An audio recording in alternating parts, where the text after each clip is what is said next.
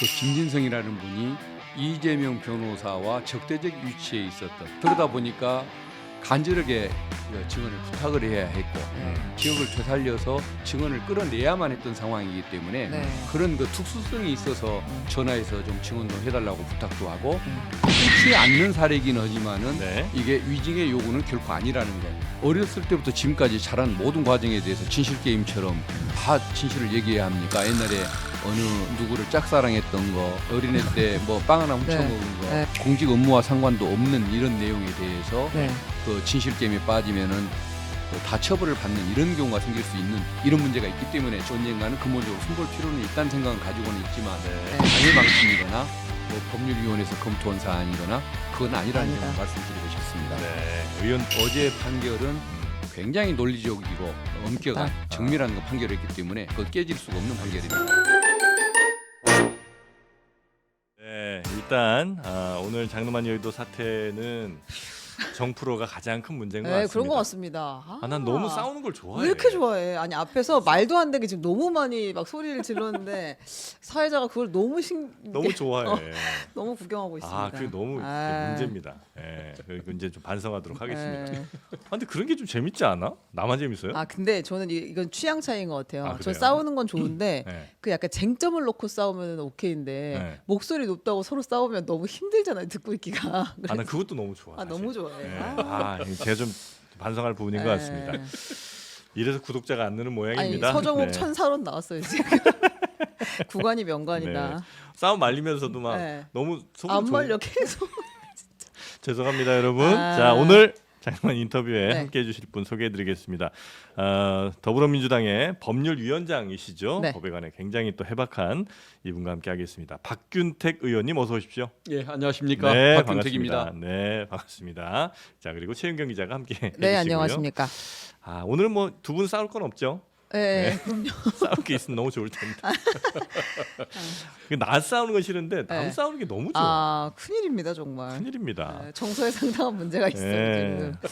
자 그러면 일단은 이재명 대표의 위증교사 1심 아까도 뭐 워낙 많은 얘기 좀 오고 가긴 했는데 핵심 내용 그 정리된 내용이 없었어요. 이제 서로 이제 생각하시는 것들이 이제 다른 완전히 상황에서. 다른 세계에 살고 계시더라고요 보니까. 그래서 그 사건에 대해서 좀 흐름을 좀 간략하게 우리 보시는 분들도 어쩌면 이 사건 전부를 다 알기는 어려우실 수 있거든요. 그래서 그거 한번 좀 정리해 주시고 그 다음에 이게 왜 무죄가 됐는지 그리고 2심에서 또 어떤 이야기들이 나올 건지 정도 한번 좀 여쭤보고 싶습니다. 우리 한 2, 3분쯤 2, 3분요? 아까 뭐 정미경 의원 7분 했는데요. 알겠습니다. 됩니다. 그 2002년도에 그 KBS의 최모 PD가 그 김병량 당시 성남시장의 비리를 취재한다고 검사를 사칭해서 전화를 한 사건이 있습니다. 이른바 검사 사칭 사건인데 거기가 이제 처벌받는 건 당연합니다. 근데 문제는 이재명 당시 변호사가 옆에 있었다는 이유로 같이 공범으로 기소가 됩니다. 그래서 그때 억울하다고 주장했는데 벌금 150만 원을 선고를 받았거든요. 이제 그걸로 끝난 줄 알았는데 2018년도에 경기도지사 선거에 나서서 그 문제가 제기되니까 그 사건은 내가 억울하게 누명을 썼던 사건이라고 얘기를 합니다. 그러다 보니까 유죄 판결이 났는데 왜 억울하다는 얘기냐 하고 선거법 위반으로 기소를 또 검찰이 하죠. 거짓말했다 이거죠, 거짓말. 그렇죠. 그때 그 김병량 시장의 측근이었던 김진성 씨를 증인으로 요청을 해서 증언을 하게 하는 겁니다. 근데 그때 내가 그 억울하게 당했다. 그러니까 김병량 시장이 KBS의 최모 PD와 고소 취소 협의를 한 것, 그것은 이재명 변호사를 주범으로 몰아가기 위한 그런 안 좋은 의도였다. 이 증언을 듣고자 이제 증언을 요청했던 것인데 문제는 그 증인이 김병량 자기가 모셨던 사람이니까 김병량 시장의 성품상 그럴 뿐이 아닙니다라고 얘기를 했습니다. 그러니까 증언을 부탁했지만 원하는 진술을 못 들은 거죠. 그러면 그걸로 끝나면 되는데 뭐 주변부적인 거 있을 거 아닙니까? 내용을 잘 모르는데 아는 것처럼 얘기했느니 뭐니 온갖 시시콜콜한 나머지 것을 끌어모아서 검찰이 김진성 씨를 위증으로 기소를 하고 그리고 이재명 당시 경기지사였던 이재명 대표를 위증 교사로 기소를 했던 사건이 이번에 이제 재판이 이루어진 사건입니다. 근데 아주 깨알 같은 6개를 가지고 검찰이 기소를 했는데 자백을 했음에도 불구하고 2개 사항은 무죄, 나머지 4개만 유죄라는 것인데 네. 그 4개의 위증에 대해서 이재명 대표가 관심 있는 대상도 아니었고 네. 구체적으로 관여한 것도 없고 그 시시콜콜한 내용을 아는지 모르는지에 대한 인식도 없기 때문에 고의도 인정할 수 없다. 네. 그러니까 증언의 부탁이 있었을 뿐 위증의 부탁도 그다음에 위증에 대한 고의도 없다고 해서 무죄가 난 사건입니다. 그러니까 김진성 씨는 그 6개 검찰이 문제 제기한 6개 증언 부분에 대해서는 4개 정도 6개 중에 4개가 유죄가 나왔고 2개가 이제 무죄가 나온 거고. 네.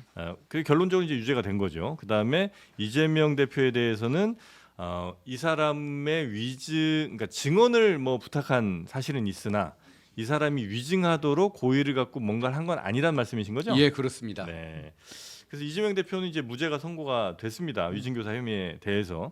근데 이제 그냥 언론에서든 혹은 뭐 아까도 뭐 잠깐 얘기가 나왔습니다만 제일 많이 하시는 얘기 중에 하나가 야, 김진성이 유죄면 이재명도 유죄, 김진성이 무죄면 이재명도 무죄 이렇게 되는 게 맞는 거지. 위증한 사람 그리고 위증을 얘기한 사람 해달라고 그러면 어떻게 2개가 쌍으로 가야지 따로따로 가느냐 이건 말이 안 되는 거 아니냐는 어찌 보면 좀 1차원적인 이런 의혹 혹은 뭐 질문들이 좀 있습니다. 여기에 대해서는 말씀해 주신다면 그 굉장히 그 국힘 일부 의원님들의 네. 원초적인 그 비논리적인 주장인데 네. 위증이라는 것은 또 교사라는 것은 자기가 거기에 대해서 뭔가 거짓말인 것을 인식을 하고 네.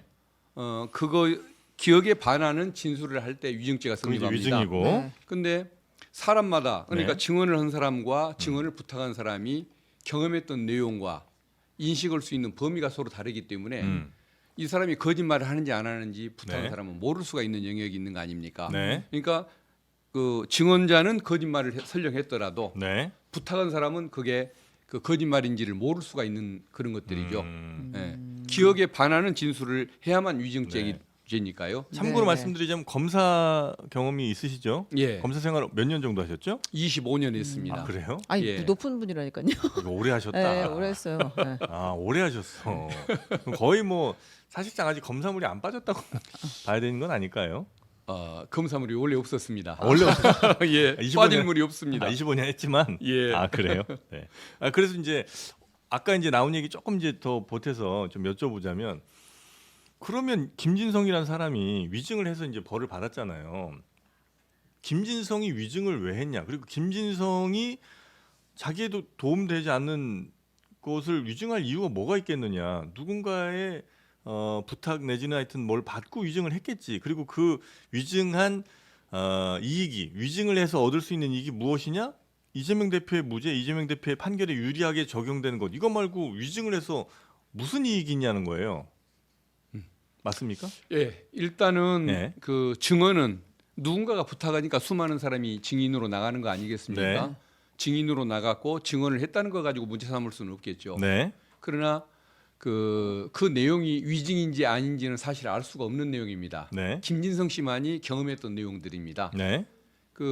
근데 검찰은 그걸 기소를 했죠. 근데 본인도 자백을 하고 검찰이 기소를 했는데 네. 자백을 하는데도 법원이 이거 위증으로 인정할 수 없다라고 무죄를 2개나 인정을 하지 않습니까? 네. 그 이유는 뭐냐면 억지 자백을 했다는 것이죠. 아, 검찰이 김진성 씨의 더 큰 혐의를 2개를 지고 지금 기소를 안 하고 있습니다. 아. 특가법상의 알선수재 알선수재. 사건인데 네. 공범은 징역 5년이나 실형이 선고됐는데 아직까지 기소를 안 해주고 있습니다. 네. 봐주는 것인지 협박하는 것인지 그건 더 판단해봐야겠지만 네. 네. 그것이 두려워서 억지 자백을 한 것이죠.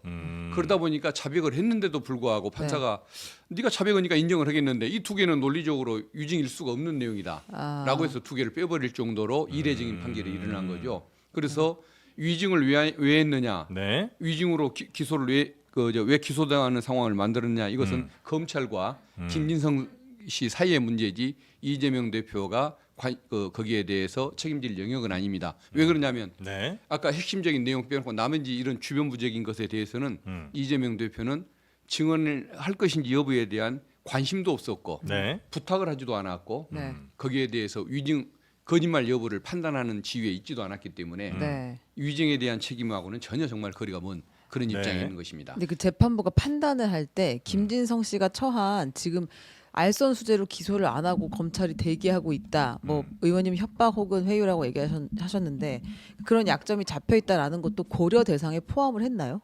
법원에서? 그걸 직접 표현을 안 했습니다. 네, 네. 그러나 변호인이 주장은 했습니다. 그렇기 때문에 아마 전반적으로 그 판단에 판단을 영향을 하는데 줬을 것이다. 영향을 받았을 수는 있을 겁니다. 네. 검찰에 대한 불신이 너무 클 수밖에 없는 사건이니까요. 또 하나는 이재명 대표와 김진성 씨 간의 녹취록은 검찰이 그렇게 공개를 해서 망신 네, 주듯이 뭐 편집을 해가면서 문제를 삼았지만 막상 김진성 씨와 변호인 간의 또 통화 내용이 있는데 거기 보면은 네.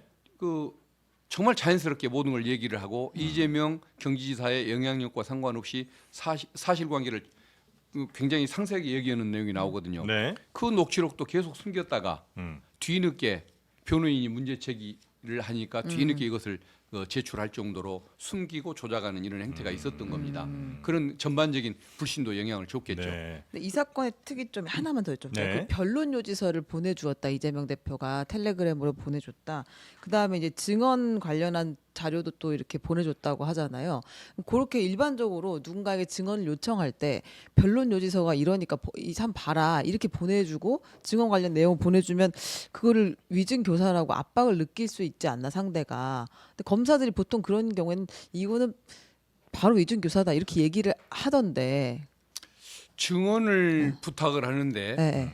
16년 전의 일이라 쟁점도 잘 모르고 네. 기억을 잘 모르는 못하는 그런 상태였던 것 같습니다. 네. 그러니까 내가 주장하고자 하는 취지는 이건데 네. 너의 기억을 잘 살려서 한번 얘기를 해달라고 그걸 참고하라고 보내준 것이죠. 네. 그러니까 증인이 그럼 제가 거기에 맞춰서 네. 이런 식으로 맞춰서 해드리겠다는 얘기를 하려고 하니까 중간에 맞춰서란 말이 나오는 순간에 그럴 필요 없다.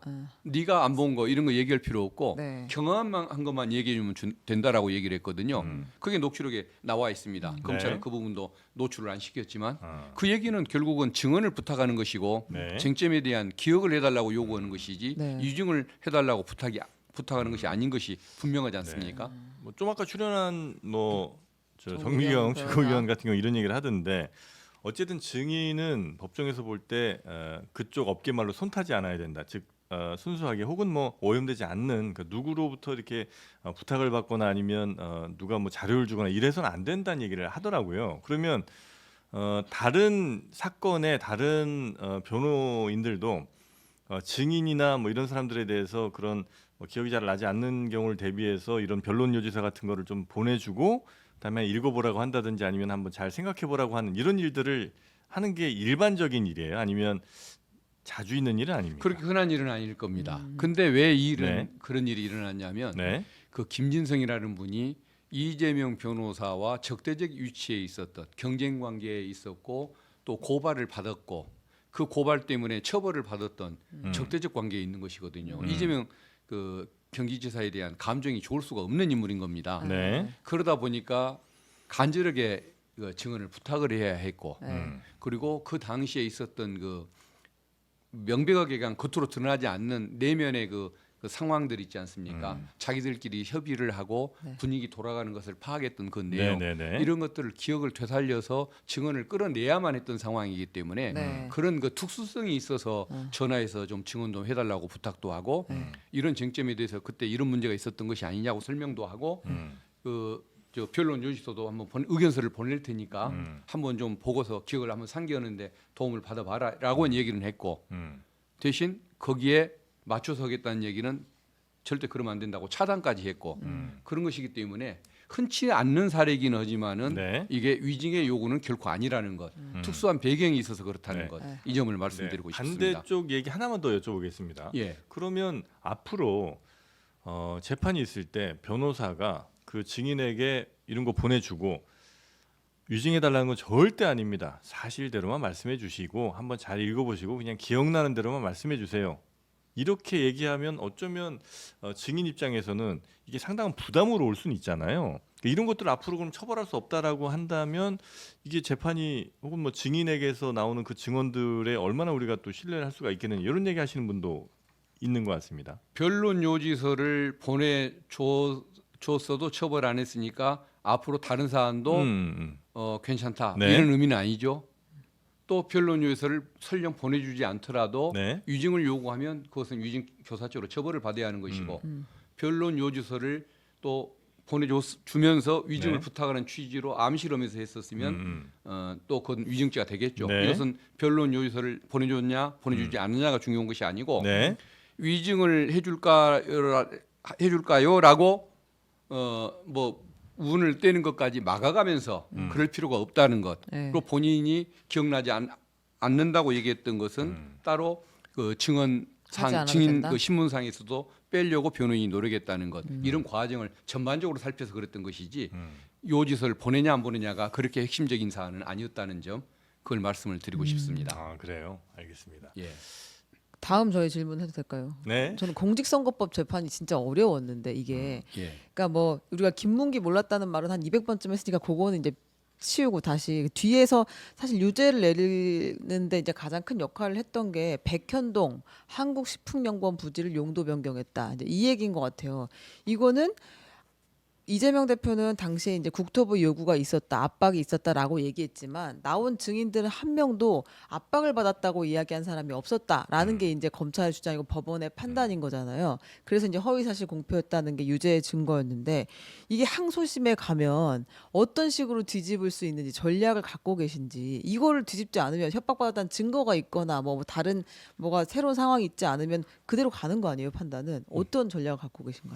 그 먼저 그 1심 판결이 불행하게도 아쉽게도 편견에 가득한 유죄를 목표로 한 판결이었다는 점을 먼저 강조를 해서 전반적인 문제점을 설명을 좀 하고 네. 그다음에 구체적인 쟁점으로 설명을 해 나가고 자료를 제출하는 방식으로 나가야 할 것 같습니다. 네. 일단은 그 사건과 관련해서는 판단 대상에 문제가 있습니다. 하지도 않은 말을 한 것처럼 기소를 했고 하지도 않은 말을 가지고 유무죄를 판단을 했기 때문에 먼저 동의할 수가 없는 거죠. 네. 이재명 대표가 경기도 국감장에서 뭐라고 얘기했냐면 성남시에 5개의 공공기관이 있는데 네. 국토부에서 옮겨달라고 말을 안 들었더니 협박을 했다. 네. 그러나 끝내 들어주지 않았다. 않았다. 네. 그리고 나중에 백현동 식품연구원 부지 하나에 대해서만 별도로 법적 근거를 이유로 협조 요청을 하길래 네. 국토부의 절반만 공무원이. 들어줬다. 네. 그게 이제 준주거지가 되는 건데 절반만 들어줬다라고 이렇게 얘기를 합니다. 네. 근데 안 해줬다. 새로운 요구가 있었다. 절반만 반영해줬다. 이게 다 빼버리고 네. 국토부의 협박을 받아서 해줬다라는 말을 창조한 겁니다. 네. 예를 들어 어느 뭐 소가 있는데 네. 몸뚱아리 다 잘라버리고 머리와 꼬리만 붙이면 그건 그런 동물은 존재하지 않는 거죠. 네. 그건 창조한 겁니다. 네. 그걸 가지고 판단을 했기 때문에 네. 유무죄 자체가 일단 하지도 않은 말을 상대로 했으니까 일단 틀리다는 그 점을 대상부터가 잘못됐다는 말씀을 드리고 싶은 중간에 것이고. 다 잘라 먹었다. 예, 그렇죠. 네. 그다음 두 번째 협박. 네. 이 부분에 대해서 국토부는 협박이 아니라고 얘기를 했습니다. 네. 우리가 너희들 강제로 하는 거 아니라고 얘기를 했습니다. 그리고 또 공무원들은 그 심적 압박을 안 느꼈다. 또 협박이 아니었다라고 얘기를 네. 증언을 했을 겁니다. 이유는 뭐냐면 지금 시장이 다른 진영에 있는 그 성남 시장일 거 아닙니까? 네. 이런 이유로 인해 가지고 그런 얘기는 안 했겠지만 그것을 객관적 상황으로 판단을 해야지 당사자들의 이해관계가 다른 사람들의 말로 평가하면 안 되는 게 네. 자, 국토부가 제가 아는 것만 11번이고 한 20번 정도의 공문을 보내서 보냈다. 협조 요청을 합니다. 네. 용도 변경해 달라고. 박근혜 대통령이 그 지방자치구 발전회의에서 5차 회의에서인가 그 이 백현동 이 식품용품 부지를 딱 집어서 네. 용도 변경에 협조해 달라고 발언하는 내용이 나옵니다. 네. 그걸 공문으로 보냅니다. 네. 그리고 총리실은 그 지방자치단체한테 국가 시책 사업에 협조하지 않는 공무원들에 대해서는 직무유기 또는 태만 등으로 인적 문책을 한다라고 얘기를 합니다. 자, 그러면 거기에 대해서 심적 압박이나 협박감을 안 느끼는 게 정상인가요? 느끼는 게 정상인가요? 네. 그걸 아니라고 주장을 하는 사람들은 그렇다 치더라도 그것을 압박도 없었다고 판단하는 판사의 그 태도가 맞는 걸까요? 그러면 왜 공문을 20번씩 보내고 회의를 소집하고 그렇게 끝내 요청을 합니까? 그러면 성남시 입장에서는 중앙 정부가 주는 그 세금, 네. 지원금을 가지고 시 살림을 하는 거 아닙니까? 네. 그걸 가지고서 겁을 안 먹는 지방자치단체가 있을까요? 그건 심적 압박은 최소한 분명한 거죠. 네. 근데 그것을 협박이라고 좀 그 오해되는 표현 또는 과한 부정확한 표현이었다. 표현, 과한 표현을 썼다고 해서 이게 허위 날조된 발언입니까? 그러니까 저는 그 판결에 동의를 못하는 거죠. 제출은 다 하셨는데 판사가 그냥 그걸 다 보고서도 그러니까, 그렇게 예, 판단했다는 거죠. 그냥 검찰이 유리한 것만 가지고 검찰이 내놓은 공소 사실, 그다음에 검찰이 내놓은 증거만 가지고 판단을 한 것이죠. 네. 그리고 그것을 편견이 있다는 것을 그 구체적으로 느낄 수밖에 없는 게 이게 있거든요. 그 발언은 경기도 국감장에서의 발언이었습니다. 네. 아, 그 국정감사장에서 증인이 발언하는 것은 국회 증감법으로 처벌받는 것 외에는 다른 불이익을 주지 않는다고 되어 있습니다. 네. 면책특권이 있는 거죠. 네. 근데 판사가 여기에 대해서 면책특권을 부정해 버립니다. 네. 이유는 뭐냐? 국정감사와 상관없는 발언으로 일관했다. 그리고 허위임이 명백한 발언이었다라고 얘기를 했습니다. 근데 국회의원들이 국감장에서 질문하는데 답변하는 것이 국감과 무관한 답변입니까? 그리고 또 그렇게 심적 압박을 그렇게 심하게 받았던 그 사건을 가지고 네. 협박이라고 표현했던 것이 그게 그렇게 허위 조작된 발언인가요? 그러니까 그것은 면책특권까지 부정해 버린 거 보면은 네. 이것은 정말 편견 없이는 유죄를 만들고야 말겠다는 편견 없이는 나올 수가 없는 판결이기 때문에 검찰은 그럴 수 있는데 예. 재판부는 그럼 왜 그런 판단을 그러니까 이해를 했다고? 못하는 거죠. 법원에 대해서는 우리가 그래도 다른 그 검찰을 비롯한 네. 다른 공적 기관들보다는 신뢰도가 높고 네. 바르게 해주고 중립적으로 해줄 것이라는 신뢰를 가지고 있고 네. 또 그런 사례들을 많이 보지 않습니까? 네. 근데 이 재판부는 유독 그러지를 못했기 때문에 아. 결코 동의를 할 수가 없는 것이죠. 그러니까 항소심의 재판부는 뭐 네. 달리 다른 판결할 거다. 다른 분이 바르게 판단해 줄 거라는 그런 기대를 갖는 것이고 네. 그건 논리적으로 분명히 틀렸기 때문에 저는 네. 반드시 시정이 될 거라고 굳게 믿습니다. 네. 이- 자, 그래서 이제 민주당이 지금 하시려고 하는 게 공직선거법을 좀 바꿔야 되겠다는 네. 얘기를 이제 하신다는 거잖아요. 예. 이거는 근데 뭐 시기적으로 볼 때 조금 예, 오해를 받으실 만한 그런 안을 내놓으신 분도 있고 어떤 분은 네. 뭐 또 헌법 소원을 얘기하는 분도 있고 뭐 그러시는 것 같던데 네. 그건 당에서는 그런 방침을 정해 본 적도 없고 아, 개별 최고위원회에서 논해 본 적도 없고 네. 법률위원장인 저도 거기에 뭐 나서 아. 본 적은 없는 것이기 때문에 네. 개개의 의견이라고 봐주시면 될 것 아, 같습니다. 의원이 이게 예. 허위사실 공표죄 조항을 삭제하다 박희승 의원이 발의한 예, 게 예. 굉장히 논란이 됐었는데 예. 허위사실 공표죄라는 게 선거법에 사실 되게 중요한 조항 중에 하나인데 이거를 진짜 없앨 수 있다고 이런 반론들이 그러니까 아마 있었잖아요. 저 조항에 조금 문제가 있는 건 맞죠. 네. 저 조항에 문제가 있고 벌금 100만 원에 따라서 국민이 선출을 했는데 당락이 좌우되는 네, 당선 문제라든가 무효가 될 수 있으니까. 행위도 아닌 거 가지고 기소했다가 검찰은 그 망신을 당했습니다마는 행위로 한정해서 보더라도 어렸을 때부터 지금까지 자란 모든 과정에 대해서 진실 게임처럼 다 진실을 얘기해야 합니까? 옛날에 어느 누구를 짝사랑했던 거, 어린애 때 뭐 빵 하나 훔쳐 네. 먹은 거 네. 이런 얘기까지도 네. 공직 업무와 상관도 없는 이런 내용에 대해서 네. 그 진실 게임에 빠지면은 다 처벌을 받는 이런 경우가 생길 수 있는 이런 문제가 있기 때문에 저도 이런 것들에 대해서는 뭐 언젠가는 근본적으로 손볼 필요는 있다는 생각은 가지고는 있지만 네. 지금 이 시기에 이것을 바꿔야 하는 것에 대해서는 저는 뭐 아직까지 생각은 못 해봤고 아. 다만 이제 그 안을 내놓은 분들의 취지가 만약에 옳다고 한다면 또 논의를 해가면서 상황이 바뀔 수는 있으나 네, 당의 지금. 방침이거나 뭐 법률위원회에서 검토한 사안이거나 그건 아니라는 아니다. 점을 말씀드리고 싶습니다. 네, 의원들이 그냥 이런 좀 부적절한 부분에 대해서 좀 바꿔보자는 정도의 목소리 이런 걸 이제 내는 것 그 의견을 정도다. 내고 또 거기에 찬성하는 분들이 있었다는 정도 현재까지는 거기까지만 말씀을 드릴 수가 있겠습니다. 네, 네. 네. 그러면 우리 의원님께서는 여기에 공감하는 부분은 약간 있으나 이걸 이렇게 개정할 정도는 아니다. 예, 지금이 그 시기여야 하는 시기- 것인가 네. 거기에 대해서는 뭐 한번 뭐 고민을 해봐야 할 부분인 것 같습니다. 네. 네. 그리고 지금 남은 재판 또 뭐뭐 있죠 이제? 아, 이제는 이제 이재명 대표 재판이 계속 당연히 전부 다 진행이 되고 있는데 네. 이제 성남시장 재직 시절에 대장동 그 재판이 아. 있고 그다음에 성남 FC 후원 대가로 기업에 편의를 제공했다라는 네네네. 혐의 있고 백현동 재판이 있고 그다음에 그 이게 수원지법에서 하고 있는 게 쌍방울 그룹이 경기도지사 시절 방북 비용을 대납했다라는 게 있고 그다음에 이번에 최근에 기소된 게 경기도지사 시절에 법인카드 사적 사용 혐의 이렇게 있는 거잖아요. 그리고 예. 아직도 또 기소가 안 된 건들이 또 있나요? 조사했는데. 뭐 앞으로 또 뭐 정자동 호텔 네, 뭐 정자동 허가인가 호텔 그 사건도 이야기도 또 하겠다고 한다고. 그러는데 아마 내년쯤이나 할지 모르겠습니다. 네, 그러면 재판이 예. 정말 여러 개가 계속 돌아가고 예. 있는 근데 아마 상황인데. 지금 좀 법률가 중에 네. 관심이 있었던 사람들은 조금 빨리 끝날 수가 있고 네. 또 유무죄가 궁금하다는 이유로 관심을 가졌던 사건이 지난 그 열흘 전에 공직선거법 위반 사건하고 어제의 위증교사 위증교사. 사건 두 개였고 네. 나머지는 내용을 아는 사람들은 저건 뭐 부지하세월입니다. 언제 재판이 날지도 모르고 아. 내용들에 워낙 문제가 많아서 네. 유죄가 날 수도 없는 사건입니다. 네. 그 저 성남 FC 사건 같은 경우는 성남에서 공범들에 대한 재판이 이루어지고 있는데 네. 증인을 480명을 했다가 음.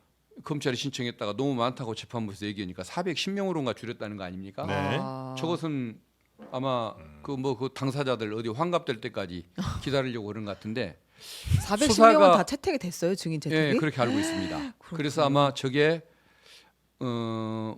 되지 않는 사건을 되게 만들려고 온갖 걸 끌어모아서 너무 무리를 했다는 징표일 수가 있거나 네. 아니면은 무죄가 선고될까봐 두려워서 재판 진행이 안 되기를 바라는 심리의 표현일 것 같다는 네네. 생각. 저는 둘 중에 하나로만 아, 근데 평가를 하고 성남 싶습니다. FC에다가 기업들이 광고를 했는데 480명이나 연루가 돼 있나요? 이 일을 하는데? 아마 이제 뭐 참고인들, 네. 뭐 성남시청 공무원, 아. 그 광고 계약을 맺었던 그 저 성남 FC의 직원들, 네. 뭐 기업에 있는 기업 직원들, 사람들, 라인들 다 아마 이렇게? 관련된 사람들은 다 끌어모은 것 같습니다.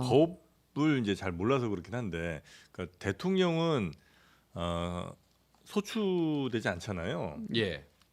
근데 진행 중인 재판도 그럼 중지가 일단 됩니까? 거기에 대해서는 견해 다툼이 있습니다. 아, 그래요? 기소만 하지 못한다는 설, 예. 그 취지를 생각하면 기소가 돼 있더라도 형사 재판이 중지가 된다는 설. 소추조차 하지 못하게 했는데 네. 재판은 진행해서 국민이 뽑은 대통령을 네. 뭐 법정에 세워서 재판받으러 오가게 하는 것이 맞냐? 이런 또 견해가 있어서 그 두 가지 견해가 같이 있는 것 같습니다. 만약에 그런 상황이 오게 되면 그럼 그 결정을 어떻게 해야 됩니까? 예를 들어 국회에서 해야 돼요? 아니면 그 헌재에서 해야 결정마저도 되나? 아마 법원에서 재판을 진행하는 법원이 진행할까 말까 이것을 판단하는 과정에서 네. 할 것 같은데 아마 그 뭐 유명한 헌법 교수들은 그 재판도 중단된다는 뭐 그 견해를 제시하고 있었던 걸로 알고 있습니다. 네, 네, 네. 그러면 만약에 이제 이재명 대표가 나중에 가정을 할 때 혹여 대통령이 이제 됐어요. 그럴 경우에 이제 진행 중인 재판이 꽤 있을 것 같은데, 예. 그렇죠. 뭐 1심인 것도 있을 테고, 뭐 2, 3심 이렇게 가는 것들도 있을 텐데 그 재판들은 잠깐 그러니까 임기 중에는 스탑되고, 그다음에 임기 끝난 다음에 다시 이제 남은 재판으로 좀 이어질 가능성이 높은 거군요. 예, 그 재판 중단설 예. 유력한 재판 중단설에 의하면 그렇게 갈 수밖에 없겠죠. 아, 그렇습니까? 네.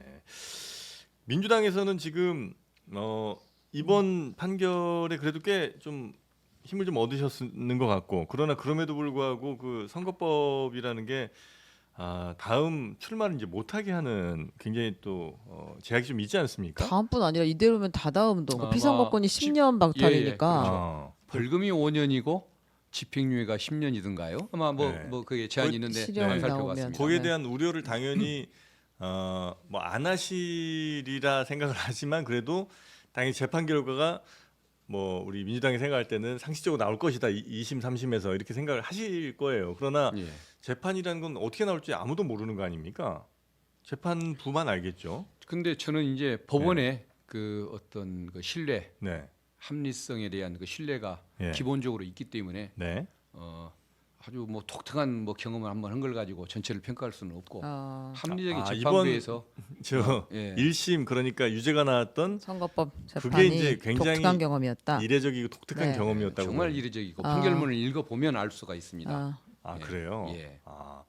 근데 이제 당연히 다른 당이니까 그렇겠습니다. 국민의힘에서는 이번 무죄 나온 거를 굉장히 이례적이라고 또 판단하신 것 같은데. 그것은 판결문을 직접 가져다 한번 읽어보라고 얘기하고 싶습니다. 네. 지난번에 그것은 보고 싶은 부분만 단면적으로 봤던 판결이라는 점을 말씀드리고 싶고 어제 판결은 굉장히 논리적이고 네. 엄격하게 그 어떤 근거를 제시해가면서 맞다. 판결을 했거든요. 네. 심지어는 차별금형 그냥 유죄해버려도 되거든요. 아. 그런데도 굳이 그 두 개는 논리적으로 네네. 유증일 수가 없는 사유까지 네. 그 사유 설명해 가면서 엄격한 정밀한 판결을 했기 때문에 그거 깨질 수가 없는 판결입니다. 그러면 2심에서 무죄가 나오리라 거의 이제 확신을 하시는 것 같고 혹시나 유죄 나올 거에 대비한 어떤 대책이나 이런 거는 아예 없으신 거군요.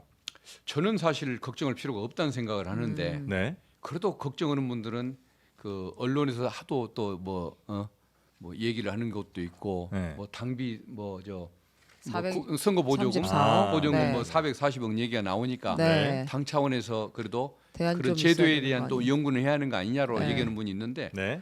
그분들마저도 어떤 무죄가 날 것이라는 점에 대한 의심은 안 하는 것 같습니다. 아. 다만 현안이 있는 이상 네. 또 외부에서 언론에서 문제를 제기하는 이상 관심은 가지고 봐야 하는 거 아니냐는 어떤 그 뭐 도리적 측면에서 그런 것이지 네. 뭐 무죄에 대한 확신은 다들 강한 편이죠. 아, 그래서 당에서 뭐 다른 목소리가 나오거나 아니면 다음 스텝 준비해야 된다 이런 얘기는 아직까지 전혀 안 나오는 거군요. 저는 보지는 못했습니다. 네. 언론을 통해서만 조금. 뭐 그런 뭐 의견들이 있다는 얘기를 들을 뿐 네. 주변에는 안 계시는 것 같습니다. 네. 주변 정리를 잘 하시는 것 같습니다. 아니, 주변 정리가 아니고 지금 사실은 네. 그렇지 않습니까? 이게 그 내용을 아는 분들이라고 한다면 네. 이게 윤석열 정권에 의한 정치 탄압이라는 걸 다 알고 네. 검찰이 전례 없는 이상한 행동을 3년째 어떻게 뭐 정치 사냥극을 벌이고 있다는 걸 알 텐데 그 기회를 틈타서 뭔가 다른 어떤 목표를 달성해 보고자 하는 분이 있다고 한다면 네. 그건 그 민주당이나 대한민국의 어떤 그 민주주의 앞날에 대한 진정한 고민이 없는 분이라고 볼 수밖에 없는 것이겠죠. 네. 혹시 우리 의원님도 그런 생각하세요? 이제 내가 어딘가에 속해 있거나 혹은 어떤 상황에 놓여 있는가에 따라서 나의 판단이 객관적이지 못했을 가능성을 우린 늘 좀 경계를 해야 되잖아요. 예, 네, 그런 것도 늘 좀 생각은 하고 계신 거죠? 맞습니다. 그런 부분은 저도 생각을 합니다. 네. 아무래도 민주당 입장에서 네. 바라보려고 할 가능성이 많고 음. 그런 건 있긴 있을 겁니다만은 네. 그래도 그것이 제가 민주당 소속이고 민주당에 대한 애정이 강하기 때문에 네, 네. 못 보는 면이 있을 수도 있겠다는 생각을 하지만 그러나 보는 범위 내에서 보이는 범위 내에서 그걸 넓히려고 한다든가 그걸 가지고 판단하는 데 있어서는 최대한 냉철하게 네네. 하려고 하는 훈련은 늘 유지하고 있습니다. 왜냐면 네. 이제 저도 예. 이제 주식을 하다 보면 네.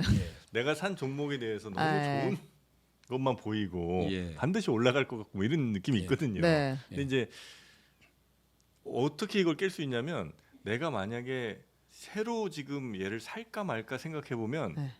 그럼 이제 제 진심이 약간 본심이 보입니다. 그래서 그런 거 자기객관화 이런 것들을 예. 이제 늘 하시는 걸로 제가 생각을 더 하고 객관적으로 보도록 노력하겠습니다. 알겠습니다. 예. 자, 그럼 지금 국민의힘은 당내 문제로 굉장히 좀 시끌시끌한 상황이고 또 민주당은 그 재판 문제로 조금 동요가 좀 있는 것 같다가 하여튼 지금 날짜로는 이제 거의 없는 다시 이제 단일 대우로 잘 가고 그러면 단일 대우로서 할 수 있는 것이 이제 윤석열 정부에 대한 비판 내지는 또 윤석열 정부를 어떤 분들 좀 이제 좀 많이 나간 분들은 빨리 좀 임기를 좀 줄일 수 있는 임기를 단축하는 이런 노력들을 좀 하시는 것 같더라고요. 예, 맞습니다. 우리 의원님은 어떤 쪽에 계신 겁니까? 참 그렇지 않고 싶은데 네. 임기 단축을 위한 노력은 저는 필요하다는 생각을 합니다. 뭐 그게 특검을 통한 탄핵 방식이든 네. 또 어떤 분들이 얘기하는 뭐 자진 하야 방식이든 또 임기 단축 단축, 뭐 헌법 개헌이든. 개정이든 여러 가지 말씀들으시는데 그걸 필요하다고 생각하는 이유가 네. 지금 윤석열 정부에서 대한민국의 발전이나 국민의 행복, 민생 이걸 위해서 잘한 것이 있거든. 한 가지만 좀 들어줘 보십시오. 검찰을 동원해서 네. 이재명 죽이기, 문재인 죽이기, 김건희 감싸기 했던 거, 예. 그 눈에 돋보이는 거 말고 도대체 잘한 것이 없는 것 같아요.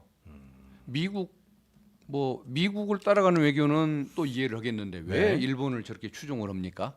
하나 얻는 것도 없이 이해를 못 하겠고 의료 개혁 뭐 소신껏 됐다고 주장하지만 지금 뭘 이룬 것이 있습니까? 네. 국민들 건강에 의료 어떤 시장에 그냥 혼란만 가져왔지 않습니까? 치료를 받고 싶어도 응급실도 못 가는 상황을 만들어 놨는데 네. 도대체 뭘 잘했는지 민주당이 지금 민생회복지원금법 또 그 지역사랑 상품권법 통과시켰을 때 다 거부를 했지 않습니까? 네. 그러면 거부할 수는 있죠. 그러면 본인들이 대안을 내놔야 할 거 아닙니까? 소상공인들 또 서민 경제를 네, 생각해서 네. 뭐 대안을 내놔야 할 텐데 아무것도 네. 안 하고 있지 않습니까? 네. 도대체 뭘 기대하냐 말이죠. 그렇다고 한다면은 결국은 정권을 빨리 끝내는 것이 최고의 민생이라는 그 구호 이게 나올 수밖에 없는 것이죠.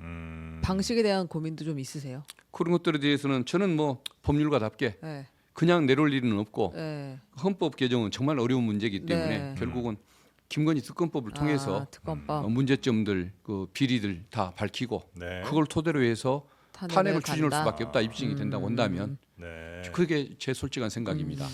그게 시간상으로는 임기 단축에 괜찮은 그 타임테이블이 나옵니까? 예를 들면 특검 시작하고 특검 결과 나오고 그걸로 이제 다시 기소하고 뭐 재판 등등 이어지고 뭐 할 거 아니에요? 사실은 늦어지죠. 늦어지기는 하는데 네. 그럼에도 불구하고 기대 가능성이 없는 자진 하야를 기다린다든가 또 이 개헌을. 특검법보다도 더 복잡한 개헌을 추진하는 것은 저는 더 어렵다는 생각을 하고 있습니다. 난망이다. 예. 알겠습니다. 개헌 문제를 한다고 한다면 한 사람에게만 적용되는 그 개헌을 한다는 원포인트 것은 개헌 뭐 이런 것 같은 그건 어려운 것일 그거 것이고 어렵고. 헌법을 바꾼다고 한다면 그 하나만 바꿀 수 있습니까? 그렇죠. 5.18 정신도 헌법 전문에 넣어야 할 것이고 네. 또 뭐 진보 세력은 자유민주주의에서 자유를 빼고 사회민주주의도 포함시키자고 할 것이고 인권단체는 네. 양성평등에서 양자를 빼자고 할 것이고 또 뭐 남북통일 뭐 주장하는 통일론자들은 남한만 우리의 영토로 하고 북한은 빼서 북한의 실체를 인정해주자고 할 것이고 그 어느 거 하나 쉽게 쉽지 통과될 않을 것이 거다. 없죠. 1년이 지나도 해결이 안 될 문제죠, 사실은. 네. 예. 그렇게는 어렵고 네. 지금 가장 그래도 현실 가능성이 높은 거는 특검 통해서 예. 문제점 밝혀내고 이걸로 탄핵을 시키는 것. 예. 네. 요즘- 박근혜 대통령 때 경험했던 그게 네. 제일 손쉬운 루트. 방법이라고 생각합니다. 네. 자, 우리 박균택 의원님 모시고 이번 재판 이재명 대표 관련 재판 이야기 그리고 앞으로의 대여 뭐 투쟁 등등 한번 여쭤봤는데 저희 장르만 여의도는 처음 오셨잖아요. 예, 그렇습니다. 네. 분위기는 어떻게 좀 적응하시긴 나쁘진 않았죠 오늘은. 예, 오늘 저 불러주셔서 네. 제가 네. 영광이고 감사하게 생각합니다. 이 시작전이 너무 좀 네. 심란해갖고. 우리만 정신이 예. 없었지 박근태 네. 의원님 밖에 계셔가지고 편안했어요. 예, 저는 편안하고 네. 좋았습니다. 아유 다행입니다. 네 그러면 또 뭐 법률 관련된 이야기, 재판 관련된 이야기, 혹은 네. 뭐 민주당 관련된 이야기 저희가 좀 여쭙고 싶을 때 한 번씩 이렇게 좀 찾아주시면 대단히 감사하겠다는 예. 말씀 좀 드리면서 예. 오늘은 여기서 보내드리겠습니다. 예, 너무 감사합니다. 네 고맙습니다. 감사합니다. 좋은 날 되십시오. 네.